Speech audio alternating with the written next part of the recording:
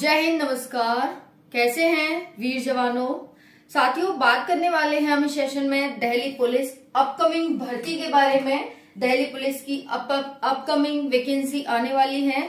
एक मेल भी भेजा गया था दिल्ली बोर्ड को जो एग्जाम को कंडक्ट कराएगा कि इसमें कितने पद आने वाले हैं, तो कितने पद आएंगे उसका रिप्लाई भी आ चुका है। हम आपको बताएंगे कि कितने पोस्ट पर ये भर्ती आने वाली है। साथियों, क्या क्या एज क्वालिफिकेशन है, क्या सिलेबस है, रनिंग में क्या आता है, सारी जानकारी पर बात करेंगे। और साथियों, सबसे मोस्ट इम्पोर्टेंट बात कि आपको तैयारी अभी से स्टार्ट कर देनी है। ये भर्ती आपको जल्दी देखने को मिलने वाली है। कब देखने वाली है मैं आपको बताऊंगी कि कब ये भर्ती आपको देखने को मिल जाएगी, किस महीने से फॉर्म भरना स्टार्ट हो रहे हैं, A to Z सारी जानकारी आपको सेशन में मिलेगी। ध्यान से वीडियो को एंड तक देखिएगा, बहुत ही इंपॉर्टेंट सेशन है आप सभी के लिए। और साथियों, इस बार आपने देखा कि दिल्ली पुलिस में क्या हाल हुआ। भर्तियां बैकलॉग में चली गई, भर्तियां मतलब पोस्ट नहीं भर पाई। इस बेरोजगारी के जमाने में, इस बेरोजगारी के आलम में मतलब बच्चे क्वालिफाई नहीं कर पाए एग्जाम को। बच्चे इतने एलिजिबल नहीं थे जितने एलिजिबल आयोग को चाहिए, तो पोस्ट खाली रह गई। आप इससे अंदाजा लगा सकते हैं कि इतने ज्यादा फॉर्म भरे गए थे लेकिन फिर भी पोस्ट खाली रह गई। इसका क्या मतलब है? इसका यही मतलब है कि आप पहले तो तैयारी नहीं करते, पहले तो भर्ती का इंतजार करते हैं और भर्ती आकर चली जाती है और आप हाथ पर हाथ धरे जैसे पहले थे वैसे बाद में रह जाते हैं। तो आपको इस बार ये गलती नहीं करनी है, क्योंकि इस बार बैक टू बैक दूसरी भर्ती भी आज देखने को मिल रही है। हमें हर साल हमें भर्ती देखने को नहीं मिलती है, तो अब आपको सुनहरा मौका दोबारा से मिला है। इस बार आप अपनी तैयारी को अच्छे से करेंगे और साथियों अभी से लग जाएंगे। नोटिफिकेशन आ गया है, मेल भेजी गई, रिप्लाई आ गया है, कितनी पोस्ट है, क्वालिफिकेशन क्या है, एक्सेट्रा सारी जानकारी, क्या क्या हाइट है, क्या क्या चेस्ट है, रनिंग कैसे कैसे, इसमें फिजिकल में क्या क्या होता है, बहुत अच्छी। साथियों, दिल्ली पुलिस बहुत अच्छी नौकरी है, बहुत ज्यादा।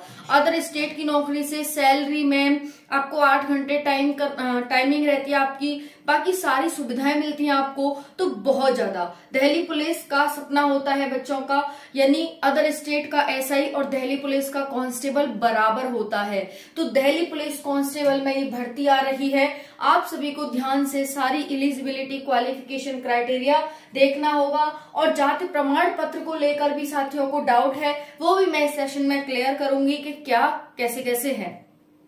तो चलिए स्टार्ट करते हैं सेशन को। सभी साथी एंड तक बने रहिएगा।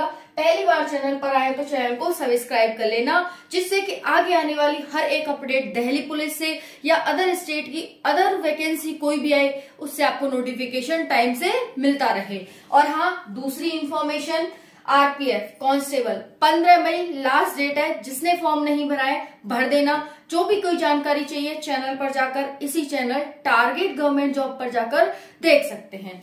तो चलिए बात करते हैं साथियों पोस्ट। साथियों, एक भर्ती बोर्ड को एक मेल किया गया था, उसका रिप्लाई आया है कि कितने पद पर भर्ती आएगी। ये मेल था, तो इसका रिप्लाई जो आया है वो आया है 9465 पोस्ट पर भर्ती आ रही है। 9465, यानी जो लास्ट टाइम 2020 वाली भर्ती थी वो 7000 समथिंग पोस्ट पर थी। जो इस बार भर्ती आई थी ये 5000 समथिंग पोस्ट पर थी। साथियों, आप यहाँ पर देख सकते हैं कि इस बार 9465 पोस्ट पर ही भर्ती है। कितनी ज्यादा पोस्ट है, मतलब बैक टू बैक हमें दूसरी भर्ती देखने को मिल रही है। तो सभी साथियों की तैयारी होगी ही। फिजिकल में इस बार बहुत ज्यादा बच्चे छटे थे, बहुत ज्यादा, क्योंकि फिजिकल की डेट में कुछ आयोग के द्वारा भी चेंजेस किए गए थे कि भाई 10 तारीख से फिजिकल होगा, 11 से होगा, फिर 22 से होगा, फिर वो आ गया था गणतंत्र दिवस, उसकी वजह से। तो साथियों, इस तरह से धीरे धीरे डेट खिंचती रही। बच्चे सोचते रहे कि अब तो पता नहीं कब होगा, कैसे होगा। तैयारी उन्होंने करी नहीं और फिर देखिए रिजल्ट आया कि सब फेल हो गए। फिजिकल में एक लंग से सब फेल, कोई पास ही नहीं कर पाया। पास नहीं कर पाया तो सीट खाली रह गई, है ना, वो भी इसमें जोड़ दी है। तो यहाँ पर ये देखेंगे कि टोटल फिलहाल तो ये 9465 पोस्ट है। नोटिफिकेशन आएगा, उसमें अगर कुछ और पोस्ट बढ़ेंगी, बढ़ने की ही संभावना है, घटने की संभावना नहीं है। ठीक है, इतनी तो आपकी है ही। कब तक आएगी अप्लाई डेट, तो बात करेंगे कब तक आएगी। पहले हम देख लेते हैं यहाँ पर क्वालिफिकेशन क्या है। तो क्वालिफिकेशन है साथियों आपकी 12वीं पास, यानी 12th पास। किसी भी बोर्ड से हो और किसी भी स्ट्रीम से, यानी फिजिक्स, केमिस्ट्री, मैथ, बायो या फिर आर्ट या फिर साइंस, कोई भी आपका, क्योंकि 12th में भी होता है ना, 10th से कहीं कहीं बोर्ड में 10th से ही अलग हो जाता है, भाई आप साइंस लेना चाहते हैं, कॉमर्स लेना चाहते हैं, आर्ट्स लेना चाहते हैं, किसी भी सब्जेक्ट से हो, मतलब आप पास होने चाहिए 12वीं बस, किसी भी बोर्ड से। और कितने बस पास होने चाहिए, परसेंटेज ये नहीं है कि इतना चाहिए, बस पास हो, 33% हो वो भी चलेगा। क्या सभी राज्यों के बच्चे फॉर्म भर सकते हैं? जी हाँ, यस, सभी राज्यों के बच्चे फॉर्म भर सकते हैं। एज क्या रहेगी? और सभी राज्य के बच्चों को समानता मिलती है, यहाँ पर किसी के साथ कोई नहीं होता, क्योंकि ये दिल्ली की सेंट्रल की वैकेंसी है, तो सभी को जो जनरल में है वो जनरल में रहेगा, जो कैटेगरी में आता है वो कैटेगरी में रहेगा, SC ST OBC etcetera.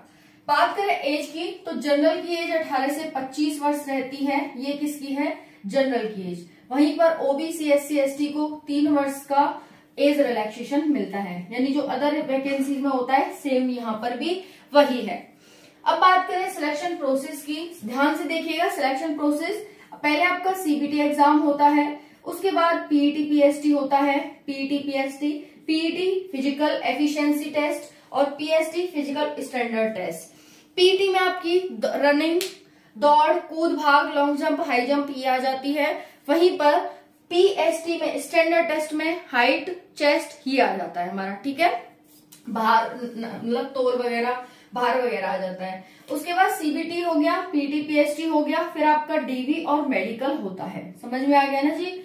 Selection process ध्यान रखेंगे। CBT MCQ टाइप एक ही पेपर होता है आपका, 100 मार्क्स का होता है, 100 क्वेश्चन आएंगे 100 मार्क्स के। इतना सभी को समझ आ गया। अब हम देखेंगे फिजिकल, उसके बाद सिलेबस भी देखेंगे। फिजिकल देख लेते हैं। फिजिकल फिर जाति प्रमाण पत्र भी देखेंगे। देखो, पहला है हाई जंप, यानी पहले आपकी height, chest, running, long jump, high jump. तो अगर हम पहले हाई जंप देख लेते हैं, हाई जंप कितनी है, तो हाई जंप का मतलब होता है, सभी साथी ध्यान से देखेंगे हाई जंप क्या होता है। हाई जंप होता है साथियों, पहले हाई जंप देख लेते हैं। हाई जंप का मतलब होता है, जैसे आप यहाँ खड़े हैं, यहाँ पर आपने 3 फुट पर कोई भी स्टिक लगा रखी है, कोई भी डंडा लगा रखा है, आपको इसे क्रॉस करके दूसरी साइड जाना है। समझ में आ रहा है ना? जैसे आप यहाँ हैं, आप भागे भागे गए और यहाँ पर कोई इतना बड़ा डंडा लगा हुआ है, इसे क्रॉस करके आप ऊपर जाएंगे, यानी 3 फीट का ये जो डंडा होगा इतना ऊंचाई पे लगा होगा। मेल के लिए तो लगा होगा 3 फीट 9 इंच पर, और फीमेल के लगा होगा 3 फीट पर। समझ में आ रहा है ना? ध्यान रखना, हाई जंप है ये। हाई जंप का मतलब आपको कूद करके दूसरी जगह जाना है। समझ में आ गया? ये आपकी हाई जंप। अब बात कर लेते हैं लॉन्ग जंप की। तो लॉन्ग जंप में आप क्या देखते हैं कि जो लॉन्ग जंप आपकी होती है वो कैसे होती है कि जैसे आप यहाँ हैं और आपको इसको कूद करके, इसको क्रॉस करके यहाँ जाना है ना? जैसे आपने देखा होगा ऐसे कूदते हैं, बहुत लंबी छलांग लगाते हैं, बहुत लंबी। तो ये जो लॉन्ग जंप होगी ना, मेल के लिए कितनी है साथियों, तो यहीं पर देख लो। मेल के लिए ये लॉन्ग जंप है, यहाँ पर ध्यान रखेंगे, मेल के लिए लॉन्ग जंप है 14 फीट। कितनी है? 14 फीट। और फीमेल के लिए कितनी है? 10 फीट। ठीक है जी, लॉन्ग जंप हो गई आप सभी की। लॉन्ग जंप कितनी है? 14 फीट मेल के लिए, और फीमेल के लिए 10 फीट। इसके बाद बात करते हैं यहाँ पर हाइट की। तो मेल जनरल OBC की जो हाइट है वो 170 सेंटीमीटर होनी चाहिए। SC ST की जो हाइट है साथियों 165 सेंटीमीटर होनी चाहिए। बाकी गोरखा वालों की 160 सेंटीमीटर, यहाँ पर उनको छूट मिलती है जो गोरखा वाले होते हैं। नेक्स्ट है फीमेल जनरल OBC, हाइट देखेंगे यहाँ पर 157 सेंटीमीटर। SC ST की जो हाइट है वो 155 सेंटीमीटर हो जाती है। गोरखा वालों के लिए भी 152 सेंटीमीटर हाइट होती है। चेस्ट की बात करें तो जनरल OBC जो चेस्ट है वो आपका 81 होना चाहिए साथियों, बिना फुलाए 81, और फुला करके 86 सेंटीमीटर।